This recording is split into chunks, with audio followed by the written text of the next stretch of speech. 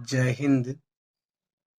नमस्कार हमारे प्रिय दर्शकों, स्वागत करता हूं मैं आपको अपने ज्योतिष सिद्धांत यूट्यूब चैनल में। आज हम लोग चर्चा करेंगे महर्षि पराशर के द्वादश धनयोग सूत्र के बारे में। इससे पहले हम लोगों ने चर्चा किया था द्वादश धनयोग में से 2 धनयोग का। आज हम तीसरा और चौथा योग कैसे बनता है। अगर यह योग आपकी कुंडली में है तो आप स्वयं अपनी कुंडली खोल के देखिए, और यदि यह योग आपकी कुंडली में बनता है तो आप भी बड़े आराम से अपनी जिंदगी व्यतीत करते होंगे। इस योग में जन्मे जातक श्रेष्ठता प्राप्त करता है, जिसके चलते उसे अच्छे धन का प्राप्ति होती है। चलिए हम शुरू करते हैं। तीसरा जो हमारा योग है वह है चंपुक योग। महर्षि पराशर के द्वारा ये द्वादश धन योग में यह तीसरा योग है, जो कि हमारी जन्म कुंडली में द्वादश भाव हैं, और द्वादशों भाव में यह योग कहीं न कहीं किसी न किसी नाम से बनता है। उसी के क्रम में आज हम तीसरा योग जो चंपुक योग नाम से जानते हैं, उसी के बारे में विस्तृत चर्चा करने वाले हैं। सूत्र कहती है, अगर किसी भी व्यक्ति की कुंडली में तृतीय स्थान का स्वामी और चतुर्थ स्थान का स्वामी युति बनाकर किसी भी स्थान पर बैठा हो, यानी किसी भी भाव में बैठा हो, तो चंपुक योग का निर्माण होता है। अब आपको हम इस काल पुरुष की कुंडली से आपको बताएंगे कैसे यह योग बनेगा। तो जैसे कि काल पुरुष की कुंडली में यहाँ 1 लिखा हुआ है, आपकी कुंडली में कुछ भी लिखा हो सकता है, कोई भी नंबर हो सकता है। यहाँ 2, यहाँ 3, यहाँ 4, यहाँ 5, 6, 7, 8, 9, 10, 11 और 12। यह है प्रथम भाव, द्वितीय भाव, तृतीय भाव, चतुर्थ भाव, पंचम भाव, षष्ठ भाव, सप्तम भाव, अष्टम भाव, नवम भाव, दसम भाव, एकादश भाव, द्वादश भाव। ये जो भाव है इसके बारे में हम अपनी पहली वीडियो में चर्चा कर चुके हैं। यदि आप नहीं समझ रहे हैं तो वो वीडियो जाके देखिए और समझिए। जैसे कि 1 का मतलब हुआ मेष। मेष, वृष, मिथुन, कर्क, सिंह, कन्या, तुला, वृश्चिक, धनु, मकर, कुंभ, मीन। ये 12 राशियां होती है जो कि स्थिर होती है।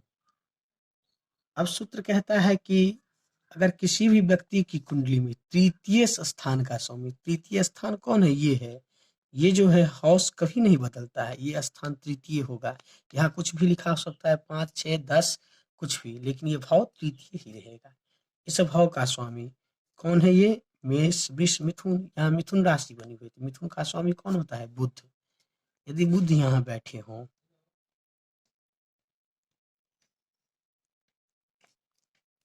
और क्या कहते हैं, तृतीय और चतुर्थ स्थान, यानी चतुर्थ भाव का सब। चतुर्थ कौन है? ये यहाँ कौन सा ग्रह है? कर्क। कर्क राशि का स्वामी कौन है? चंद्र। यहाँ बैठे हों,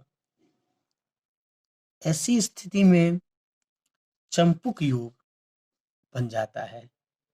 ये योग साथ में यहाँ यहाँ यहाँ यहाँ यहाँ किसी भी भाव में बैठा हो तो ये योग बन जाता है। अगर आपकी भी कुंडली में ऐसा योग बन रहा है और ग्रह अंश बल से बली है, नीच का नहीं है, 6, 8, 12 में भी बनता है यह योग, लेकिन सब कुछ से यह बली है। देखिए, स्वग्रह की दृष्टि है, कोई ग्रह स्वगृही है, उच्च का है, अगर नीच का होगा तो उतना प्रभाव नहीं होगा, लेकिन यदि यह प्रभाव में है, पाप ग्रह से दृष्ट नहीं है, तो इस योग में जन्मे व्यक्ति बड़े आराम से जिंदगी व्यतीत करते हैं। इस योग में जन्मे जातक श्रेष्ठता प्राप्त करते हैं, जिनके चलते उसे अच्छे धन की प्राप्ति होती है।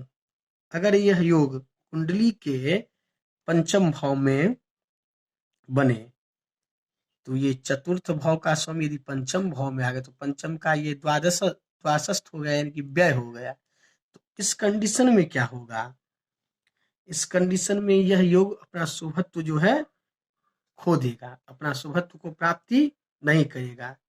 इस कंडीशन में क्या हो जाएगा? ऐसे व्यक्ति राजस्व को त्याग देते हैं या जिंदगी में उदासीन रहते हैं।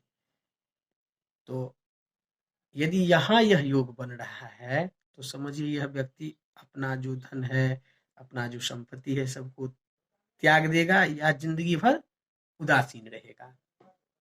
नहीं, अगर यह छोड़ के किसी और भाव में बनता है, तो अच्छे धन की प्राप्ति होती है इस जातक को। यह एक बहुत ही अच्छा राजस्व योग है, जो कि राजा के समान जातक की जिंदगी को बना देता है। यदि यही योग यहाँ बन जाए, बुध चंद्रमा, तो चंद्र यहाँ नीच के हो जाते हैं। तो इस कंडीशन में चंद्रमा क्या हो जाएगा? इनका मारक। तो इस स्थिति में यह योग काम नहीं करेगा। तब क्या होगा? इसी कंडीशन में इस योग की फल को प्राप्ति करने के लिए चंद्रमा का जप या रुद्राभिषेक इत्यादि करके इनको ठीक किया जा सकता है। अब हम चलते हैं इस क्रम में चौथा योग, यानी कि आमत्य योग।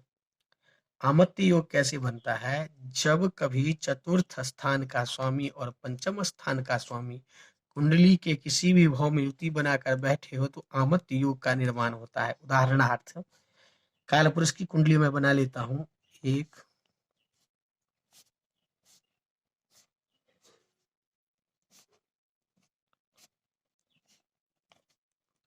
यह मैं समझाने के लिए आप लोगों को बता रहा हूं, लेकिन यहाँ कुछ भी हो सकता है। 8, 9, 10 उसके अकॉर्डिंग अपना स्वामी को देख लीजिए। तो यहाँ क्या कहते हैं? चतुर्थ स्थान का स्वामी और पंचम स्थान का स्वामी किसी भी भाव में बैठे हों। तो चतुर्थ स्थान का स्वामी कौन है?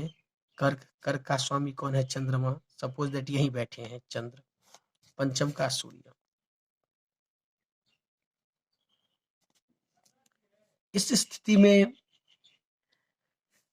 अगर ऐसा योग है, तो इस स्थिति में क्या होगा?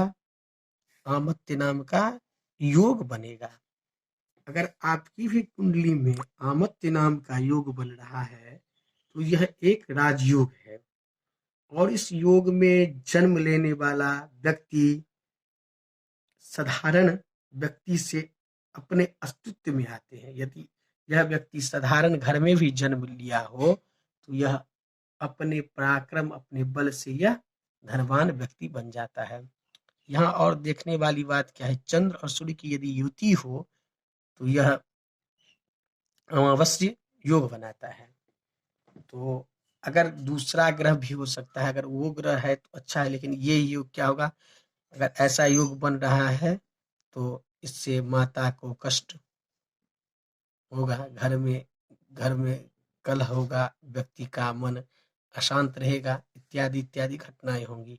यदि यदि यहाँ सूर्य चंद्र कहीं भी हो सकते हैं, यहाँ क्या है? चंद्र स्वगृही है, तो ये अच्छा है। सूर्य स्वगृही नहीं है, लेकिन यह सूर्य चंद्र की युति को अच्छा नहीं माना गया है। अगर सपोज दैट यहाँ 6 लिखा है, यहाँ 7 लिखा है, यहाँ 8 लिखा है, यहाँ 9 लिखा है, यहाँ 10, 11, 12, 1, 2, 3, 4, 5, तब क्या होगा? 9 का कौन होगा? गुरु यहाँ बैठ गए, 10 का शनि यहाँ बैठ गए, तब यह योग काम करेगा। तो आशा करता हूँ मैं आप लोगों को हमारा जो यह महर्षि पराशर के द्वादश धन योग सूत्र के बारे में जो चर्चा है, आप लोगों को अच्छे से समझ में आ गया होगा। अब इसी क्रम में अगला वीडियो मैं बहुत जल्द अपडेट करूँगा। तब तक के लिए नमस्कार, जय हिंद।